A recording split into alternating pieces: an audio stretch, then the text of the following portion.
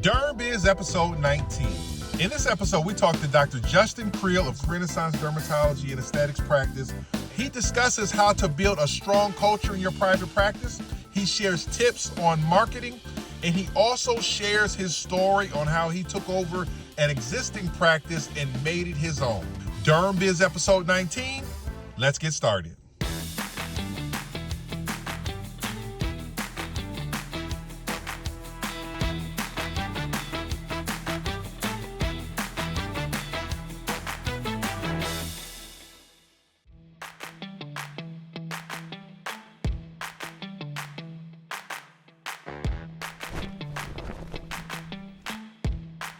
Welcome to DermBiz. We are excited for our guest today. Today we have the pleasure of talking to Dr. Justin Creel of Renaissance Dermatology. A little bit about Dr. Justin Creel.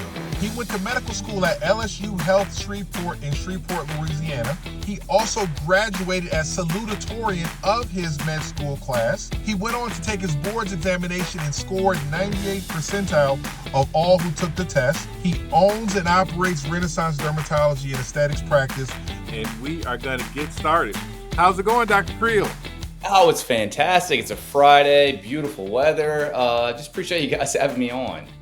Absolutely. We were excited to chat with you today. I always like to start off by asking our guests, because dermatology is such a challenging field. If you can get into dermatology, you probably could do a lot of other specialties.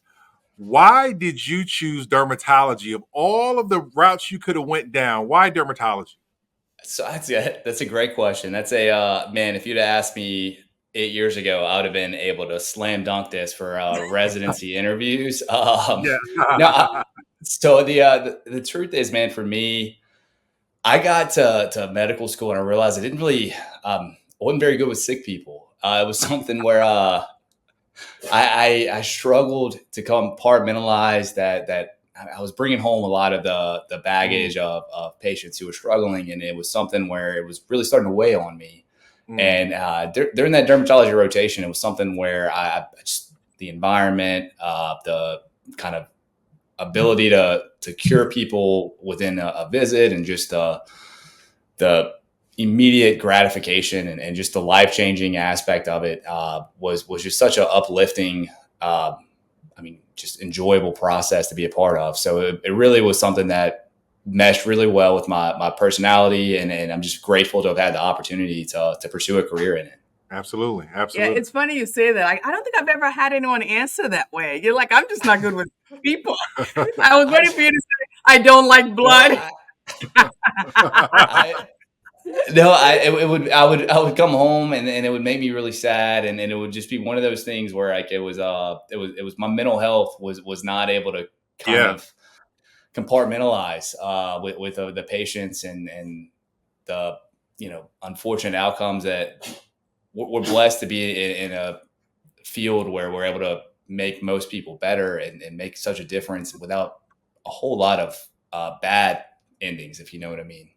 Absolutely. Yeah, it's interesting. I think dermatology practices are one of the few specialties in medicine where patients look forward to their appointments.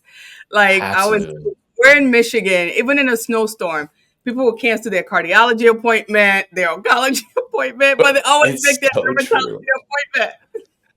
It is so true. I completely agree, and it's funny and it's humbling and a reminder of how grateful I am to be in the field where patients want to come, and it's something where I just what better job in the world is there, really? Yeah, absolutely.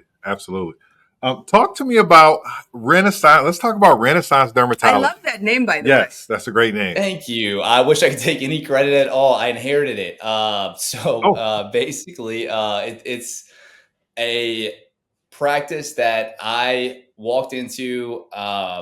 Dr. Laurie Harrington was the founder. She had started the practice 30 years ago, and I was very fortunate as I was finishing up residency. It's located in my old hometown, and so was looking to move back. Was trying to figure out what the first career move was going to be for me, and just fell in love with who she was and the practice that she had created, and the opportunity that, I had before me to kind of carry the torch and move forward the legacy of the brand that she had kind of established already within that community. And so it's been a humbling experience the whole way, where I've been able to kind of, stand on the shoulders of giants and take this practice to steps that it hadn't seen before. And it really is just something I'm blessed to have kind of started my career on second base, so to speak. And then really just carry that torch forward. And it's just been a fun ride the whole way, to be honest with you. Yeah. How was your integration into an already established practices? And are there any changes you made? That is a great question. Yes, it is something where I'm incredibly fortunate to have been able to walk into a practice that had a framework, that had an established patient base, that had all of the kind of early features, the infrastructure, so to speak, to kind of compound on top of. But at the same time, it has been, or especially early on, it was a challenge to recreate a culture. It's something that was very unique, where I was walking into a practice where the dermatologist was winding down her career. So she was seeing less and less and less patients, and she had employees that had been with her for the entire ride. Yep. So whenever you have this fresh blood walk in, and I more ambitious and trying to recreate a culture, change is very hard. It is incredibly tough, and it has been something that I wish I could tell you I had all of the pearls of wisdom for you on how to handle a situation, but it is something that I learned a lot from, and still don't know how to handle at the same time. But it has been a blessing and a curse, the entire process along the way. Yeah, Dr. Creel, wow, I didn't know this. This is very, very impressive. You almost like, because us, we started and we kind of baby step, baby step, baby step, baby step, baby step. But you just you had to dive all the way right in immediately. Which is a dream in a way. Like, but it could be a nightmare too. Not a nightmare, but not a nightmare, but it could be very challenging. It could be as challenging. Yes, so I didn't know any better, so I didn't know any different. So it is something where I'm very fortunate to have just started out of the gate. Like, it literally is like whenever I learned to swim down in South Louisiana, my grandpa just threw me into the deep end, if you know what I mean. And so I don't know any differently. So it's something where I've thought it's been a blessing to kind of start off that way, but I could have drowned at the same time. So it's something that is, I realized I wouldn't recommend it for everybody, but it's been a fun ride the whole time. And trust me, it sounds more impressive whenever you guys say it than it really was, so to speak. I've been able to be the quarterback behind a great offensive line, and I'm in a fantastic system to begin with. So I'm fortunate to have kind of been a part of it, and also get to take the credit at the same time. Absolutely. Absolutely. So what was the most difficult part of this is a question we typically ask people. What is the most difficult part of you starting your practice? You kind of jumped into a practice that was already started. I'm sure it's a completely different practice now that you've been running and operating it, or at least there's been some changes. But what was the most difficult part as you began that journey? So for me, it was straightforward, very easy answer is the culture recreation. So it's something where, like I had alluded to, I'm beginning my career. I walk into a practice where everyone was ending their career. And so we had a situation where that's tough. That's an ambitious project to try to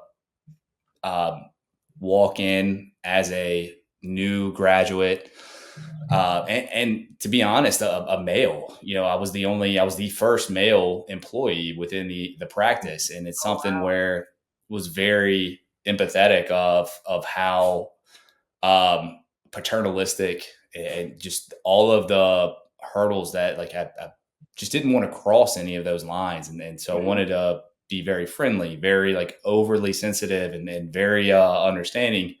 Mhm. But in a way, I needed to change that mindset. I needed to shift an entire protocol where, essentially the way that I can summarize it is when I walked into the practice to today has been about a 200% growth in revenue and patient encounters. And it's something that, Wow. okay, and over a 3-year period, how did that happen? It was tough. It was very tough to motivate, people who, it's again, because it was such a fantastic practice to begin with. So it's very tough. Everyone was resistant of change because they've created such a beautiful practice, such a wonderful Right. experience for the patients. And so it's something. I'm this new guy. I'm this Yeah. whippersnapper coming in out of residency, and I'm trying to increase volume and trying to make changes for efficiency and more, economic practices, and it's tough. So that has been my challenge. That was a very long-winded answer, so I That was a apologize great for answer. the ramble.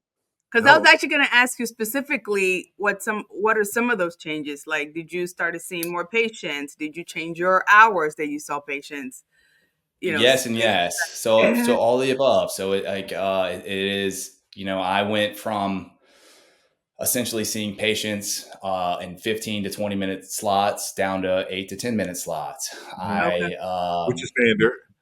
Yeah. And then, she was basically, it was a culture or a system where they were open from 8:30 to 4 with a hour and 10-minute lunch break. And now we're open from 7:30 to 4 with a 20-minute lunch break. And Mhm. so that in and of itself, like, just kind of visualize like how Yeah. to conquer that obstacle amongst Yeah. the supportive staff, the nurses and everyone else, because it's a lot of extra work. That's something that I fully understand why that would be resisted upon. And it's something that, trying to convince them that this is something that is going to be very beneficial to the community, something that's going to be, something that supports their job and the career path they want. And so it was tough, but yeah, so we're seeing more patients over a wider time frame with less breaks in between. And that's more or less the gist of it. And basically maximizing the efficiency, the gaps of, if a patient's canceled, the rescheduling process, making sure that every gap in the schedule is filled, because just because you have a 6-week wait, I guarantee you no matter how long your wait list is, every dermatology practice in the country has same day, next day cancellations, and Yep. making sure we have the protocol and the infrastructure to fill those gaps accordingly. That's tough. That is something where the administration has to fill those. Yeah. But also they're kind of motivated, they're on an hourly pay scale and they don't really see a lot of benefit from doing so. So it's why would I fill Yeah. this schedule so that I have more work on the back Yeah. end anyway? Yeah. Yeah. So it's tough. It is. Yeah. Again, it's one of those, I understand all of the challenges of it. So it's been a process. Yeah, Dr. Creel, what's so impressive is we've interviewed a bunch of people who were who were startups. They created their own practice. You almost have a turnaround situation where you came into something that's existing, and it almost appears that that obviously presents its own challenges as well. But I guess the question I have for you is, how did you how, how did you know what to do? Because you had a level of leadership responsibility right out the gate that most derms may not have into 2, 3, 4, 5, 6 years as they've built this team. But your leadership requirement was very high in the beginning. Where did you develop that? I see you have a collegiate athlete background. Where did you develop this leadership skills? Are there books that you read? Did you have a mentor or a coach along the way? Like how did you this is very impressive. Like how did you do this? No, it's not impressive. I promise. I didn't play professional athlete like you did. But No, I mean, and I appreciate you. I do. I appreciate that flattering It's one of those things, introduction. No, that it takes one to know one. So I know what we go through and what we're doing. So I know you're saying, "Oh, it's no big deal." I know it's a big deal. I know what you're doing is a big. I know it's tough. I know it's challenging. I know you're having interesting conversations with your spouse at home. You're trying to deal with all of this kind of stuff. I understand the work that you're. So I want to give you your kudos, but I'm interested to know how you did it. So I'll be honest. It was a being comfortable, being uncomfortable. So not really knowing what I'm doing. I still don't know what I'm doing, but also being comfortable in that Yeah. mindset, in that environment. And I don't know how to handle these situations. I don't know how to run a practice, but I know how to handle adversity, and I feel like I can really adjust to things as we go. And it's something, you get the right people, you have the right mindset, you have the right work ethic, you can figure out anything. Again, this is, you're talking to, and we're talking to dermatologists who are the top 1% of the top 1%. These are Exactly. lions amongst lions, right? Like these Yes. are far more impressive intellectually than I could ever achieve to. And so it's something where I think we need to acknowledge that as a field, and really kind of take back that leadership and that expertise. And we're able to handle more than I think we allow ourselves to give credit for. Absolutely. So I mean, I guess the real answer to your question is I still don't know what I'm doing, and I figured out on the fly. But I smile a lot. I try to do. I have two daughters, 5 and 7 years old, so we watch a lot of Frozen and Disney princess. So it's like you do the next right thing. You do the next right thing. What's best in front of you, and take it at a time. And yes, all of the above. So this is why I've been drawn to y'all's show and y'all's platform, as well as all the other, Facebook groups, the recorded lectures on ASDS and AAD. I've been able to kind of basically compile a resource of experts who have been through it, and try to learn from their wisdom. We have so many different, we have access to things that nobody's ever had before. And so it's right at your fingertips. All you have to do is kind of pursue it. So I've been very fortunate to kind of do that. And I guess from a non-conceptual but more actionable answer to your question, I would say one of the starting resources that I recommend to anybody would be Grow Your Medical Practice by David Finkel. Is a fantastic book. If you haven't read it, it's an amazing read. And there's actually like a whole website and platform. There's zero conflict here. I have no disclosures. But it's something that has helped me out from a mindset, a strategy, and kind of piecing together things unique to the medical field. So speaking of some of the changes, especially with staff, do you have any incentives to attract and retain them? How do you get them excited when you tell them you're changing your hours? Great what are some of the tips and tricks that you have? So that's a great question, and I will tell you the sad truth. Like I wish I could spin this in a better light. Is most of the staff that was there already have moved on, and they were in the twilight of their career to begin with, and it's something where I greatly strove to change a culture.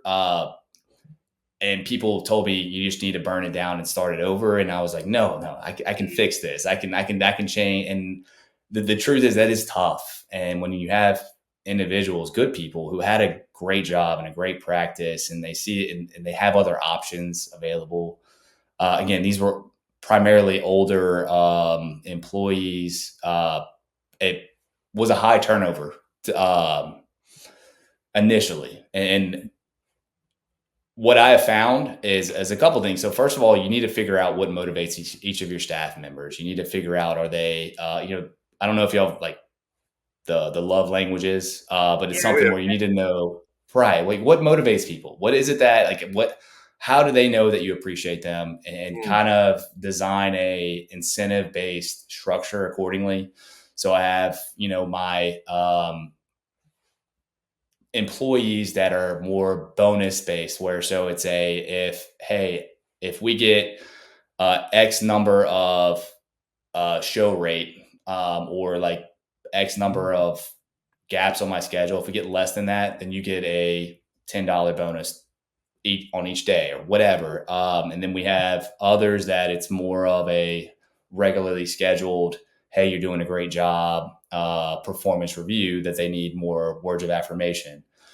So it's very individualized. But I have found being unique and like kind of tailoring a incentive structure to each person has gone a long way for us. So again, we have a schedule coordinator, for instance, and if we have 80% of our slots filled, okay, that's what we would accept as the bare minimum. Anything less than that, that's a minus $5. If you have 80 to 90%, then that's a $5 bonus. 90 to 95, that's a $10. 95 to 100, it's a $20 bonus on each day. And so it's something where she is motivated to fill my schedule. Whenever someone calls this to cancel for tomorrow's appointment, like, all right, I got to fill this schedule. I got to fill it now. And it's something that really has paid dividends that I have found very important to our practice. That's good. I'm not talking because I'm taking notes. Hold on, give me 1 second. Give me 1 second. He's interviewing and taking notes at the same time.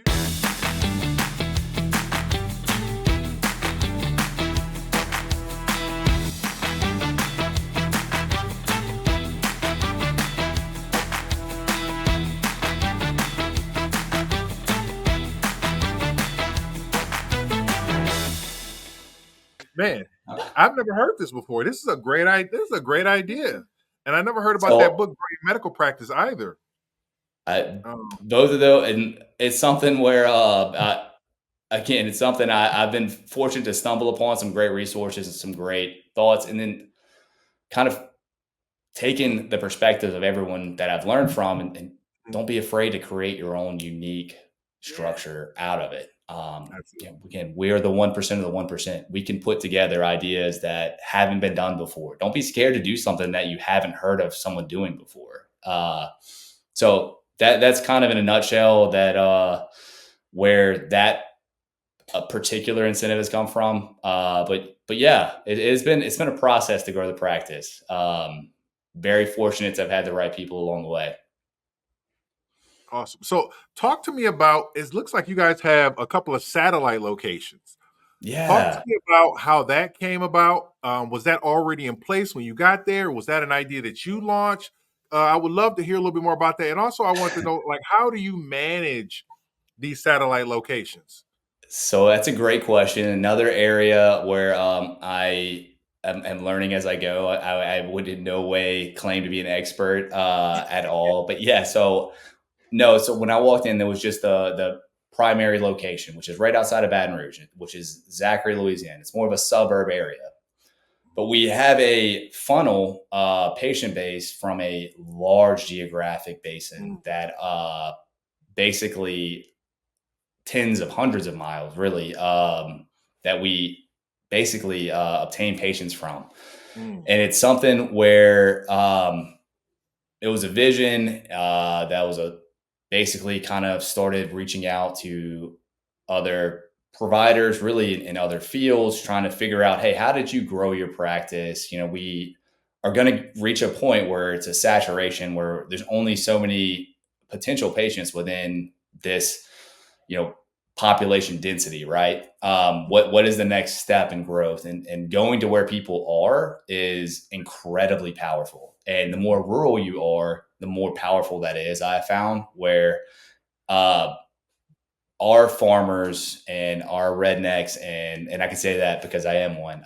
We don't want to go to the big city, right? We like our small town, our communities, And it is just like pulling teeth to get patients to drive in there.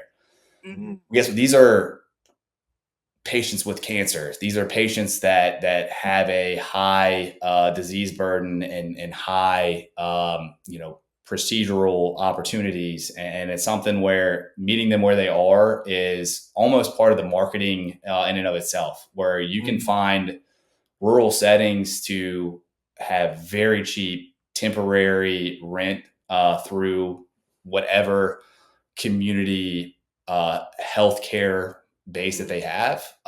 They are dying to basically rent out a clinic to a dermatologist who will come one day a week or one day a month or what have you.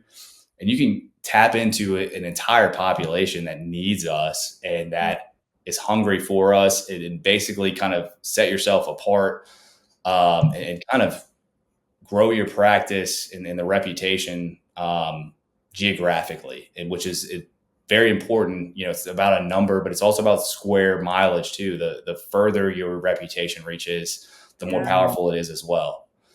So basically was able to kind of reach out to some of the surrounding, we're in a suburb, so like the suburbs of the suburb, and find some opportunities to create rotating locations that we don't own the buildings there. And I think you guys alluded to, y'all developed a similar pattern, right? That's kind of been a model that y'all have followed as well. So we did the same thing. We're in 5. When I started, because of my restrictive covenant, I couldn't practice where I lived. And it was actually our lawyer said, why don't you go to all these different hospitals? Fantastic. And we did that for 4 years. We rented, like you said, super low rent. The patients were happy to come. They won't drive to the city, the big city. They refuse to drive to the city. But if you come to them, they will show up. I'm like, I didn't even know this many people lived in this town. I had no idea. And every day that I'm in one of those satellites, I get, I would say, 15 to 20 thank yous and gratitude that is so fulfilling, genuinely fulfilling. Absolutely. Do you do all those locations by yourself, or do you have, are there others on your team? Great question. So it is something that I make a effort and commitment that I will be at all those to some degree. And now we are rotating to where if we're in a 1 day a week setting, I'll go basically alternate with a mid-level provider. So that way we're able to kind of, again, that's where I feel physician extenders have a role, is where I can't be in 10 places at once. So that's been a delicate, something that I've been trying to balance and figure out. But I make a commitment to go to each of those places and try to stagger accordingly to where the follow-ups or the easy patients are able to kind of triage to other providers and make sure that everyone's cared for accordingly. Yeah, that's amazing. Yeah. I see that you have a mid-level and you also have another MD that works with you. Talk to me about that setup with the MD. Did you hire that MD? Are you guys partners? How did that process work for you? So that's a great question. This is where our structure is really unique. So the other MD is actually doesn't see any medical patients at all. That's actually Laurie Harrington, who started Renaissance Dermatology. As she winded down, and like I said, I took over her twilight practice. So she does a small percentage of just cosmetic patients in a separate entity altogether. It's something where I identified early on that, I would let the pretty people do the pretty things, and I would stick to the more medical surgical side of dermatology. And it's something that we've been able to kind of collaborate and synergistically feed off of one another, where she does all of the cosmetic procedures and I'm able to do just the medical. So within the dermatology branch, it's just me and a couple of mid-levels, and we actually have a dermatologist signing on to join the practice in July of 2025. I saw that. Congratulations. Thank you. I'm very grateful. And another area that I can take zero credit at all. It's actually Laurie Harrington, the founder. It's her daughter. And so, Oh, wow. what a blessing, right? What a unique, Wow. that's a That is dream. huge. Yeah. So I have two Yeah. daughters, and I can only I can only pray that one day I'm fortunate enough to have one of them take over the practice, right? Yeah. So Because we I had are a whole list incredibly excited.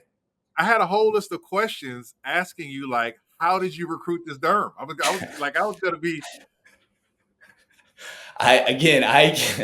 Another sounds way more impressive than the situation that I can admit to. No, I am very fortunate that I've been able to kind of utilize the relationships that were pre-existing and make sure I didn't lose her to anywhere else. Absolutely. Absolutely. So outside of the locations that you have, how did you guys come up with strategies to attract patients? Are you guys pretty secluded? Are there other derm groups around you, or? So, great question. It's something that I really did want to cover that I feel like if there's any insight that I'm able to provide to anyone, it would be within like that marketing side, because that is something that I have learned and that I feel that I had no experience prior to kind of independently learning myself.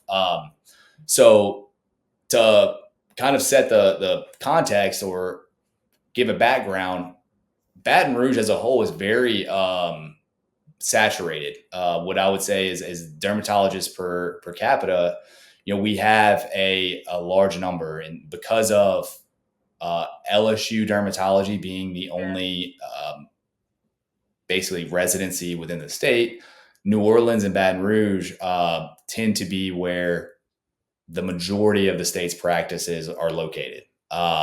So in saying that, again, I don't want to sit here and try to pretend like we can compare to you guys in Chicago or like Arizona or other areas. We're not saturated to that degree. I don't want to paint this false picture, but yes, there is a high level of competition for sure in this local area.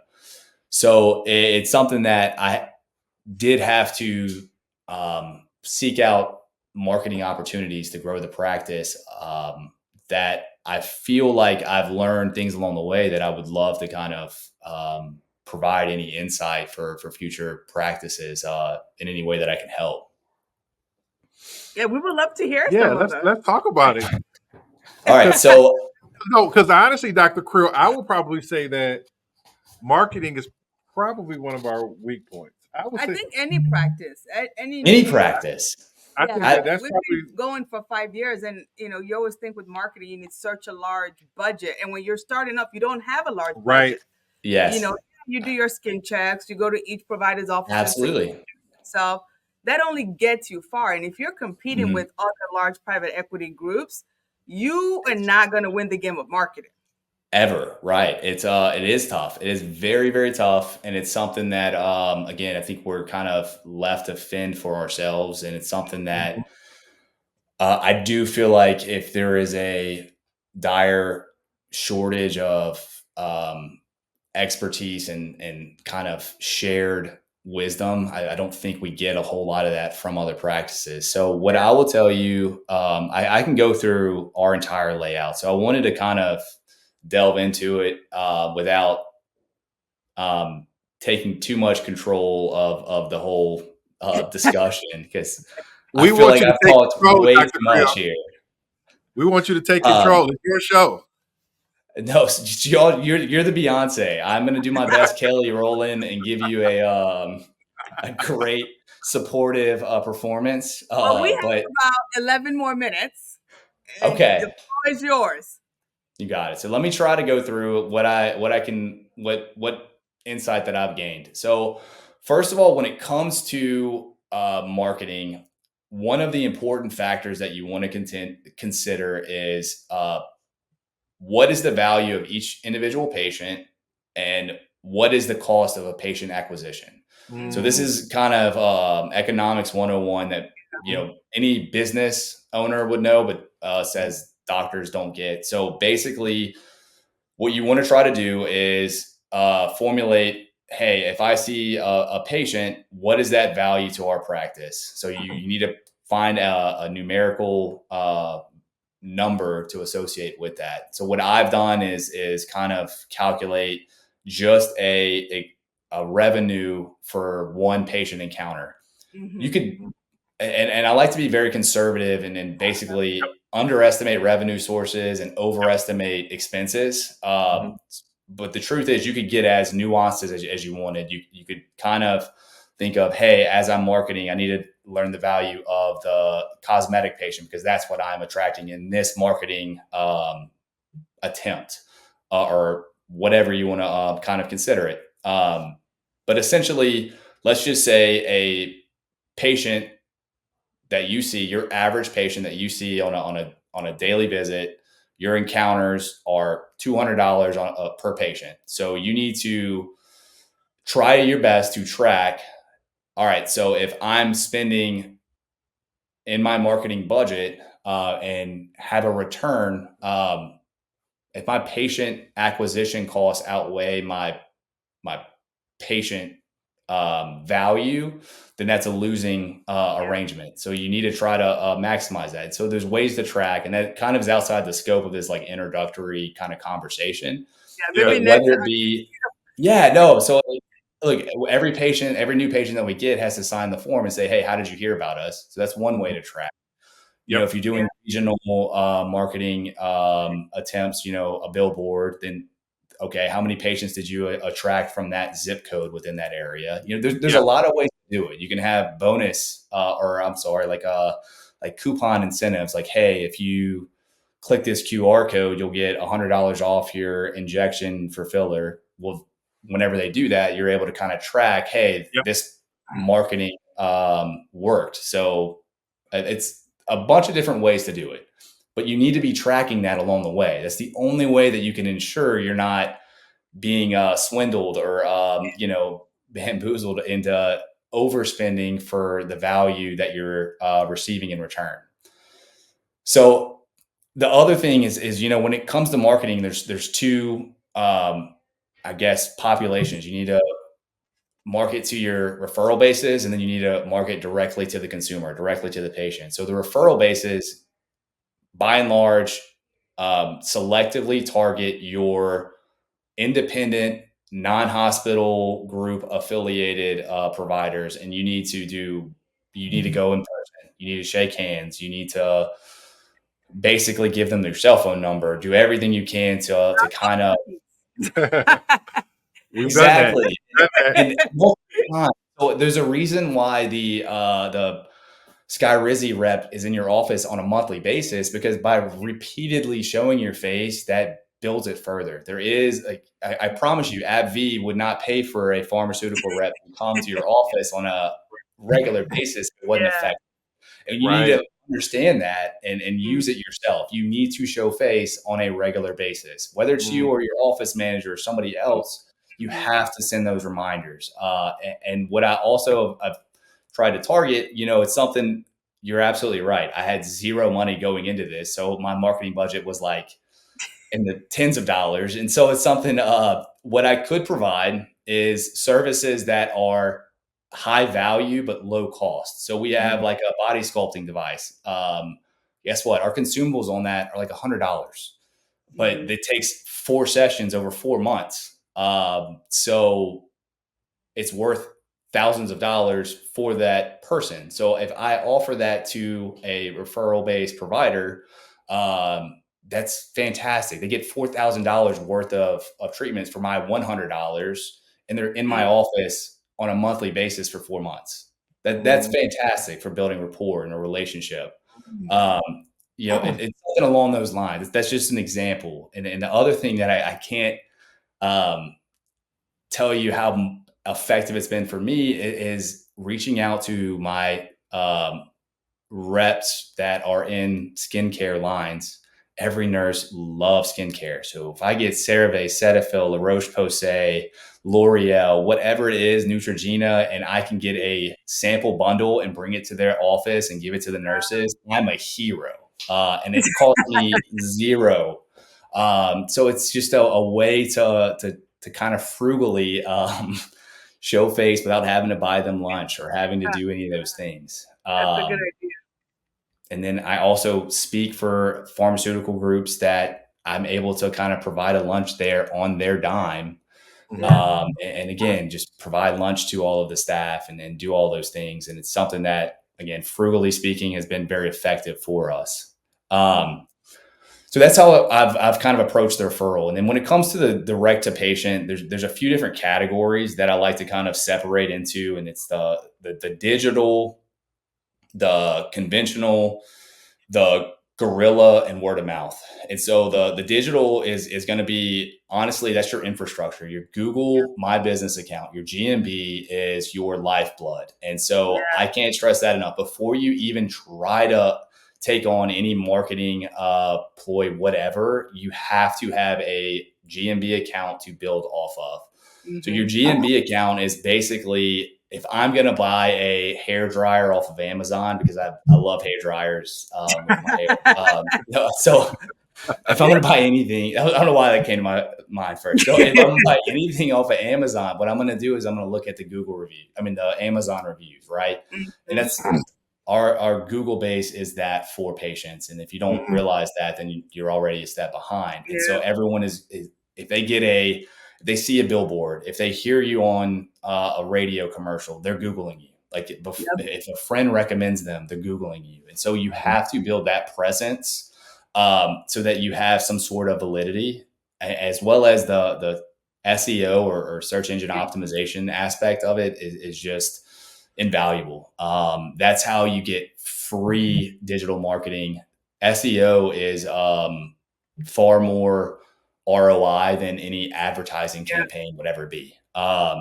So that, again, is a lecture in and of itself. But the digital aspect all funnels around Google. The other kind of secondary components would be the social media aspect, which, because I only do the medical surgical, I feel like is less pertinent. If I'm going to do social media, I'm going to focus on the Facebook groups, the areas that are more word of mouth. I'm not going to attract, I don't know. I've never gone to a medical provider because their Facebook ad popped up. I mean, it's kind of,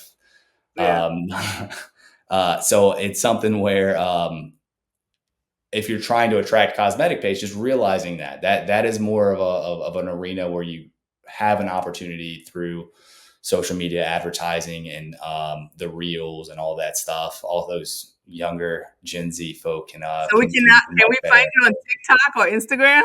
You can not find me. There is a Renaissance Dermatology and Aesthetics that is more for the cosmetic side of things. It's something where, I leave the pretty thing. I have more of a face for radio, so I find that I'll stick to those mediums. So digital, I can't stress enough the GMB. And one of the things I do want to just kind of leave as a pearl is you need a GMB for your practice, but each provider as well. Because, all right, Dr. Mercy is something different than Lily Dermatology, right? And so you may be finding yourself in a situation where patients are going to Google one or the other. Even further, you need to have a GMB for each satellite location as well, because whenever that person in that rural area Googles dermatologists around me, you need to be the one that pops up. And if you don't have separate GMB accounts for that, you're going to miss that opportunity. So that would be one of the strongest pearls that I would kind of try to harp on from a digital aspect. When it comes to conventional, I love conventional advertising because it attracts older patients, and that's our MO. We love old people. I'm a sucker for old people. I just melt in front of them. Big soft spot. And so it's something that they're not going to open an email from a spam source, but they will pick up the newsletter that you mail to them and read it and do that accordingly. And it's something that I don't want to disregard. I find that if you can do a marketing campaign without the need for a marketing person or an agency, then you're going to have a high ROI. You can put yourself on a billboard cheaply. You can put yourself on newsletters cheaply. And so it's something where don't disregard those methods because of who it reaches and the cost per patient acquisition accordingly, and because it's very trackable. If I send newsletters or if I send a mailer campaign to a zip code, I'm able to track how many patients did we schedule from that zip code over the next 1 month period, and it's very powerful. So that's the conventional method. When it comes to the gorilla method, that's the shock and awe, totally off the wall type that if you haven't learned by now, my ADHD brain is very well suited for gorilla type. So it's something that there's no real particular advice that I can give, but think about it. So like for us, we have a 12-foot skeleton in front of our parking lot because it's on a highway and it has a sign that says skin check. And so it's I can't tell you how many people, this is a $300 skeleton and a $50 sign, and it's attracted more patients than I can tell you about. And it just kind of speaks to think outside of the box, challenge it. Like this year, I think we're going to, we're looking to put like the synchronized Christmas lights, just attract cars. And then we're able to kind of control what we're able to display and the message that we're able to kind of provide to patients accordingly. So don't be afraid to write your own playbook. Don't just try to do what the marketing agencies will tell you to do. Think like if it's going to attract the eyeballs, do it.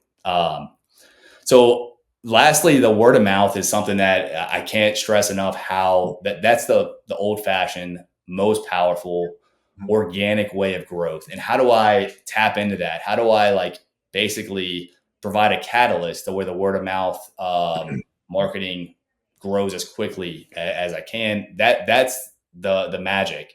We provide a fantastic level of care. I will stake my reputation on. It's something that I'm very, I'd say, great pride in, as does everybody who's listening to this right now. The fact that you're listening to this like tells me that you are that committed to your practice and your patients.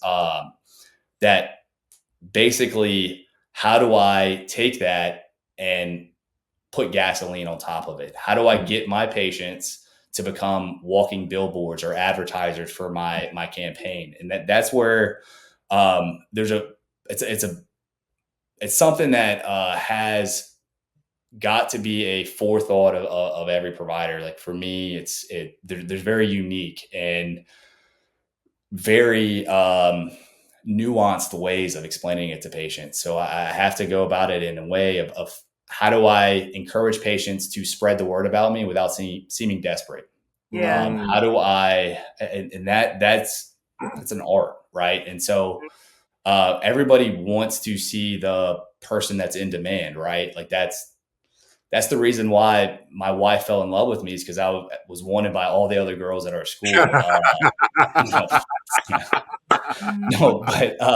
But it is true. It's something where that you want the person that's in demand, and so you have to do this in a very careful manner. Of the way that we've kind of found has been very successful is like, hey, we're opening up slots, we're growing our practice, we've reached a point where we're trying to grow and reach more people, and always phrasing it in that way is a important part of the communication, where, hey, I'm not asking you to tell your friends because I need patients. Yeah. I'm asking you to tell your friends because, hey, this is a great opportunity. Now that we're growing, now you have a opportunity to tell your friends about us. And so it's all about how you convey the message. And that's not something that the provider needs to do. That's something that you have to coach your nursing staff and your checkout counters on how are they going to do it. And the last thing that I'll tell you in that arena that is, I think, important enough to go over time on. Sorry, I'm rambling it all again. Keep going.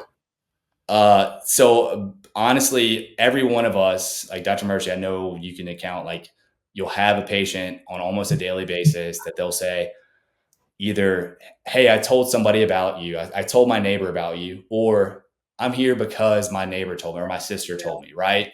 The first year, 2 years that I did that, like I just kind of like, I'm terrible at receiving compliments. And so it's awkward, it's awful, right? Is that a dermatologist thing? Because I, like, she can't take a compliment. We have never. arguments about her not taking compliments.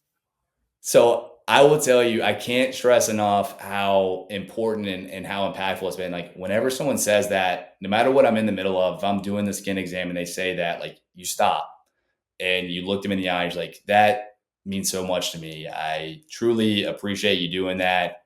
I do this on a daily basis. And like, those are the things that provide the most fulfillment for me.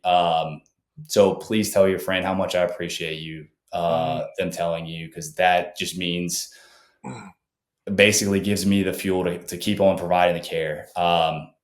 Stopping, acknowledging that, and then awkwardly just, do your joke to transition back into it. I can't tell you how important that is, because whenever you validate the fact that, hey, they're telling you that they're spreading the word. They're telling you that this has been a chain of marketing on your behalf. If you validate and are able to kind of provide positive feedback on that, that's incredibly powerful to keep that chain going. You don't want to do anything that could disrupt that synergistic growth. And so I will do that. And then I try, and I don't always remember the ADHD. It's terrible. But I try to make it the last thing when I walk out of the room, like, very nice meeting you. We'll see you next, whatever. And then like I go to open, and then I turn around, like I open the door, I go to walk out, and I turn around and say, hey, thank you so much again for telling your friends. Like truly, that means so much to me. Like making that the last thing that I tell them, it's fantastic, because in all honesty, like I'm conveying a message that really sincerely I believe, and like I want to communicate. Like that's how I've found has been the best, most effective way to communicate how much it does mean to me, and kind of propel the growth through that word of mouth platform. I have nothing else to say.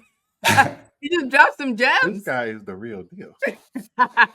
Dr. Creel, man, I literally could do a whole nother hour. I got a bunch more questions. I've probably only gotten to like maybe 40% of my questions.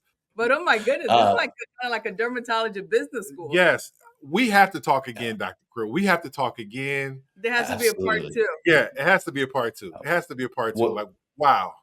We'll be happy anytime, man. I thank y'all so much for doing this. Whatever. And then like I go to open, and then I turn around, like I open the door, I go to walk out, and I turn around and say, hey, thank you so much again for telling your friends. Like truly, that means so much to me. Like making that the last thing that I tell them, it's fantastic, because in all honesty, like I'm conveying a message that really sincerely I believe, and like I want to communicate. Like that's how I've found has been the best, most effective way to communicate how much it does mean to me, and kind of propel the growth through that word of mouth platform.